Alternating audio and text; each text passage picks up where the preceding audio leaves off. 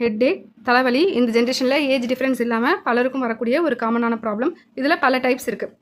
Sinus கேவிட்டியில் நீர் கோர்க்கிறதால புருவங்களுக்கு மத்தியில் கண்களை சுற்றி மூக்கு கிட்ட வரக்கூடிய ஒரு விதமான பெயின், இதை சைனஸ் ஹெட்டேக்னு சொல்லுவோம்.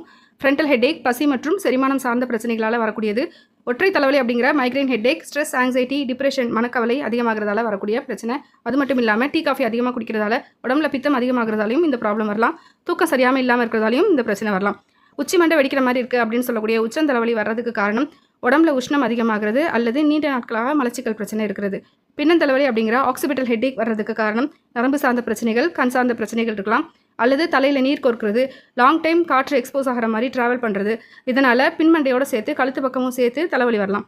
எந்த மாதிரி பிரச்சனையாக இருந்தாலும் அக்குபஞ்சரில் அதுக்கு தனித்துவமான ட்ரீட்மெண்ட் இருக்குது. அது மட்டும் இல்லாமல் நம்ம அக்குபஞ்சர் நீடில் இன்சர்ட் பண்ணும்போது எண்டோஃபின் அப்படிங்கிற ஒரு natural pain relieving hormone produce ஆகுது. இதனால் பெயின் குறையிறதோடு மட்டும் இல்லாமல் அந்த ப்ராப்ளத்துலேருந்து முழுமையான நிவாரணம் கிடைக்குது.